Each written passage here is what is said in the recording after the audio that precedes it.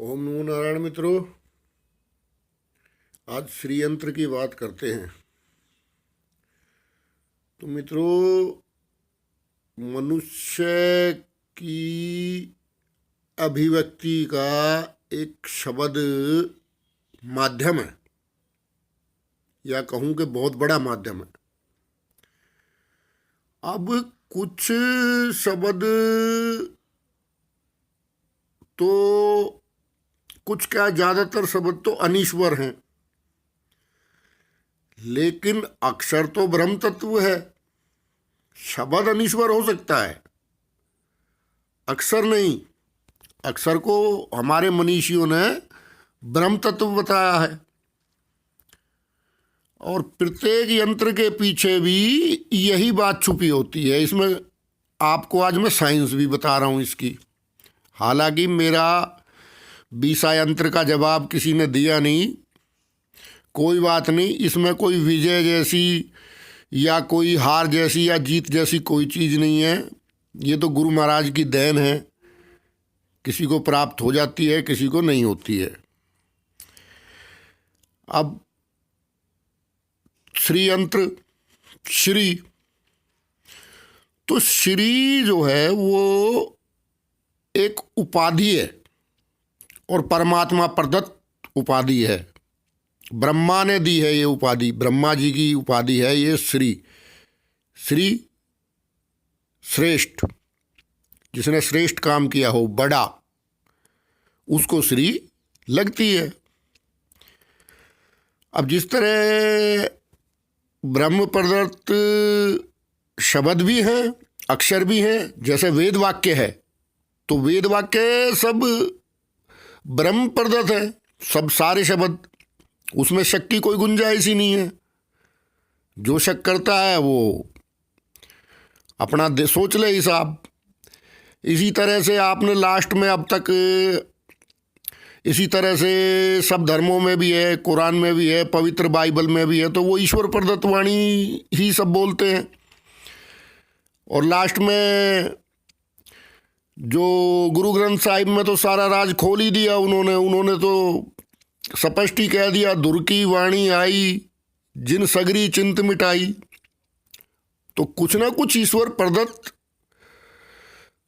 आता है, धरती पे आता रहता है। अब समझे आप यंत्रों की माया? नहीं समझे? अब जो भी धार्मिक पुस्तक है वो अपने आप में स्वयं पूरा का पूरा वृक्ष है। उसी में से आपके यंत्र निकले हैं, उसी में से आपके मंत्र निकले हैं, उसी में से भजन भाव निकला है। क्योंकि जो बीजाक्षर है, बीजाक्षर का भी पेड़ तो होगा ना, बिना पेड़ के आ गया बीज।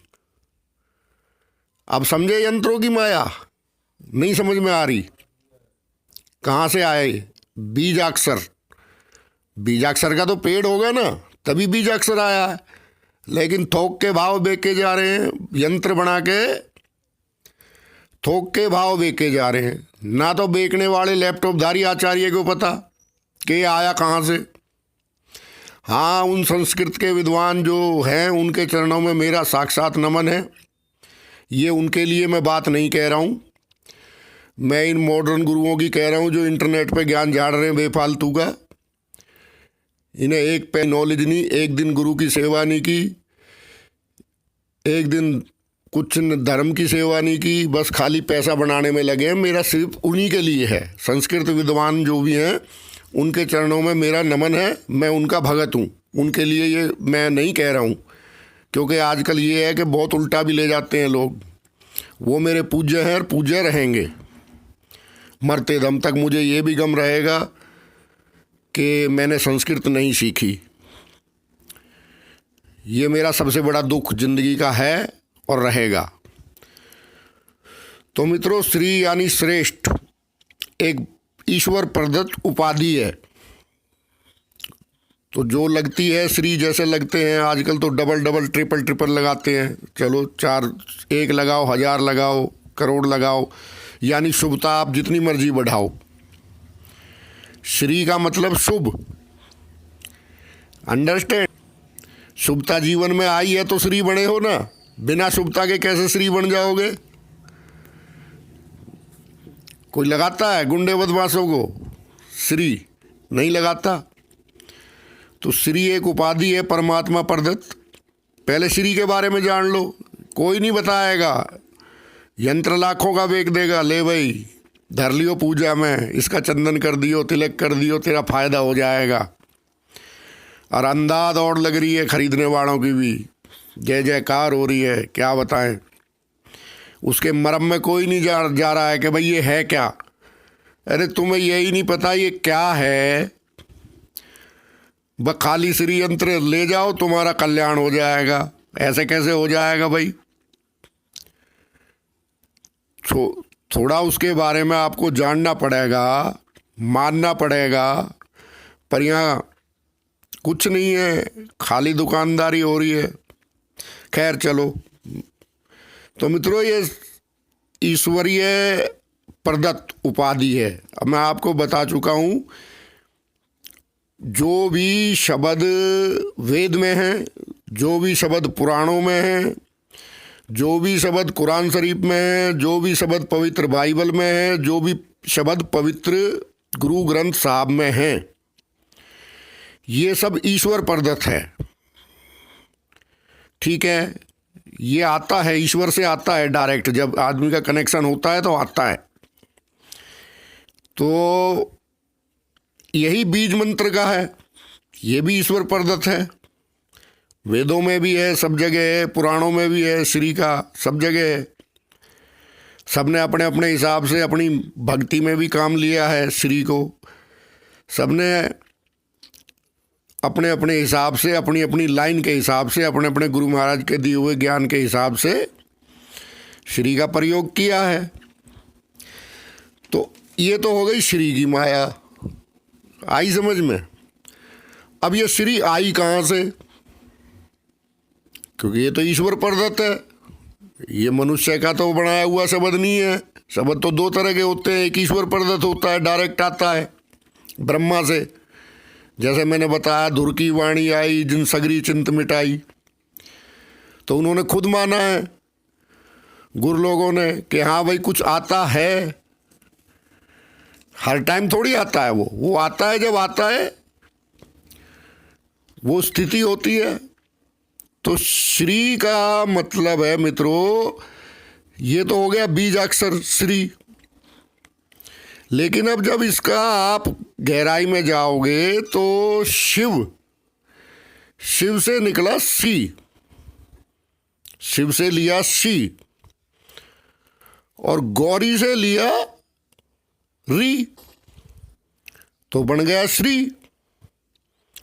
यही श्री मंत्र के अब मैंने आपको वृक्ष बता दिया जहां से ये बीज प्रकट हुआ है।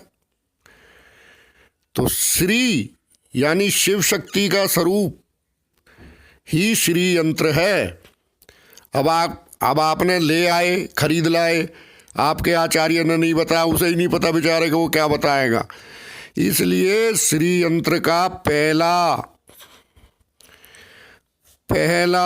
श्री यंत्र का ये नियम है कि आप शिव शक्ति का ध्यान करें।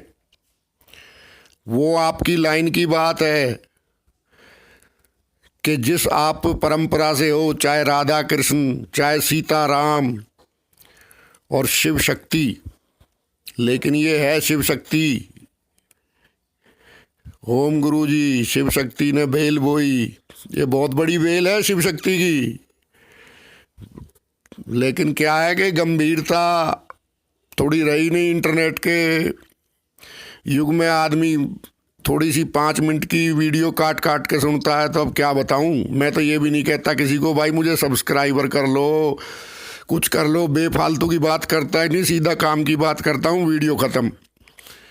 फिर भी मेरी वीडियो काट काट के देखते हैं, तो क्या ज्ञान होगा। तो मित्रों, अब मैंने श्री यंत्र का आपको बता दिया।